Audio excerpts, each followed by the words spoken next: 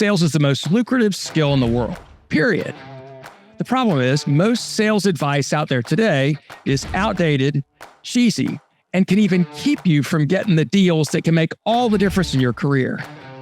This is the No BS Sales School, a podcast for entrepreneurs and salespeople who want to master the skill of selling without all the BS.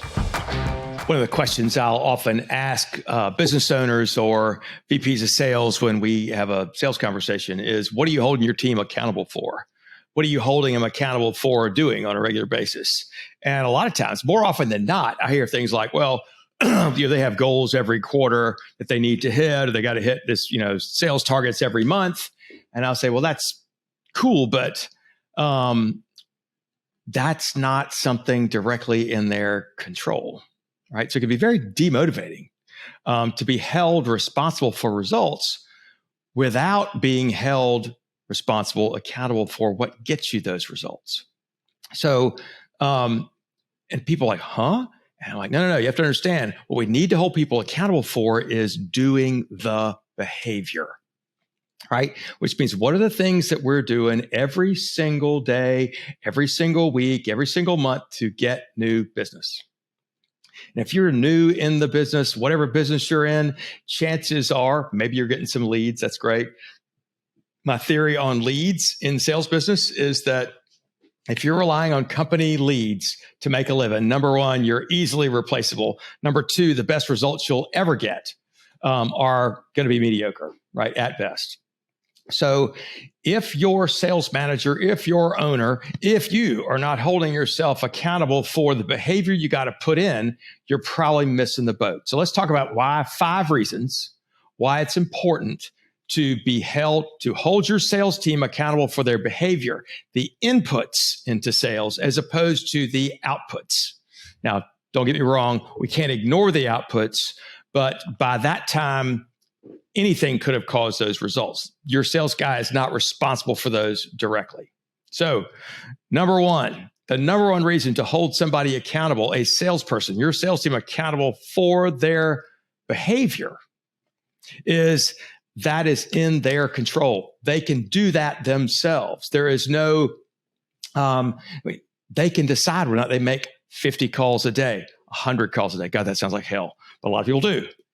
They can be held accountable for asking for referrals 5 times a week, twice a month, whatever that is. They can also be held accountable for going to a networking event and at each time finding 2 people that they can talk to about business in the next 48 hours after that, right?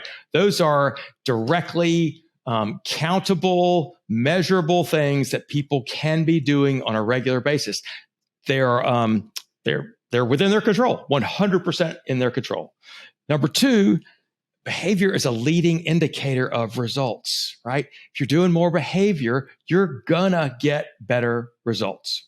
Now, some of you say, I know I do 100 calls a week and I'm not getting shit and blah, blah, blah. I get that, right? But here's what I'll tell you too. Just think about this like if you're going to get in shape or you're going to lose weight, right? We can just reward you when the pounds come off, or we can say, hey, let's track how many times you're going to the gym each week, what you're doing at the gym, and also what you're shoving in your pie hole every day. Right? That's a much better way to track how things are going to be going than just measuring your weight on the backside or your fat mass or whatever the hell. So behavior is a leading indicator of results. Next, it's a great way to measure effort.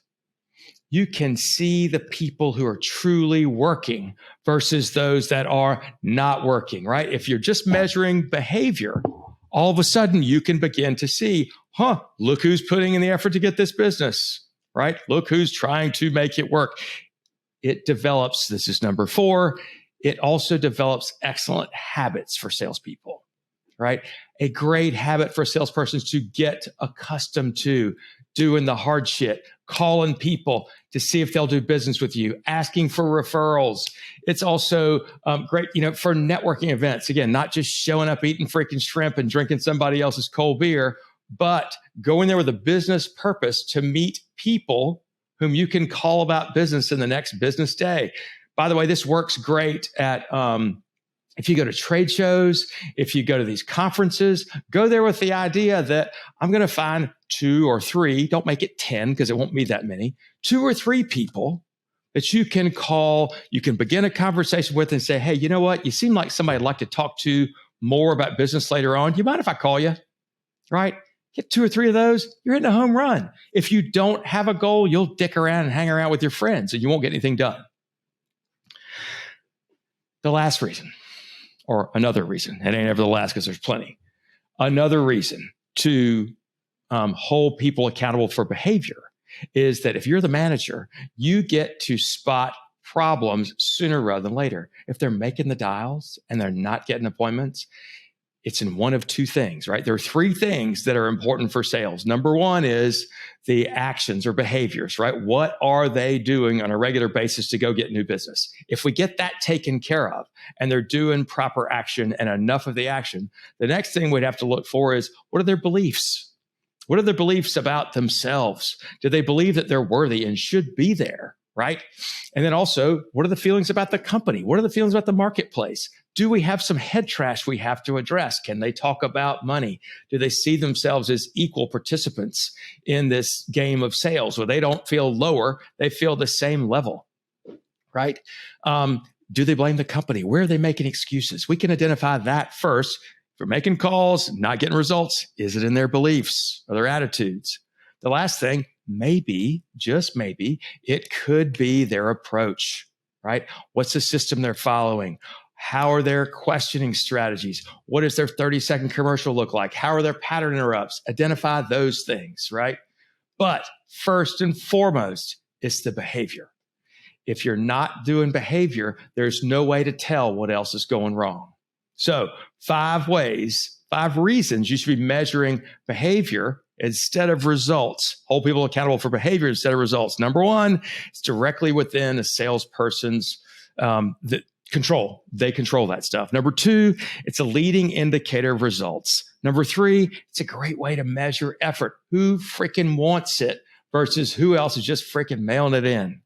It's hard to quiet quit when we're measuring actual inputs.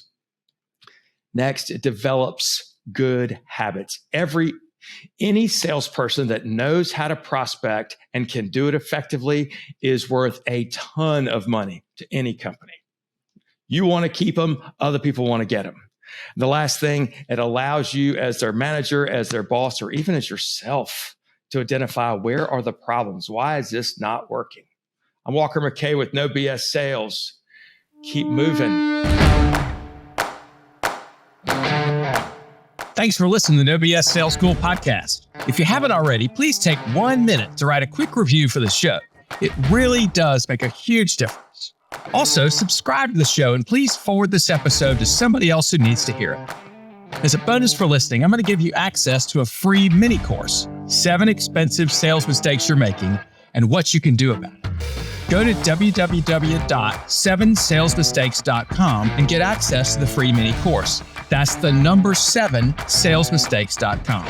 Thanks again for listening to the OBS Sales School podcast.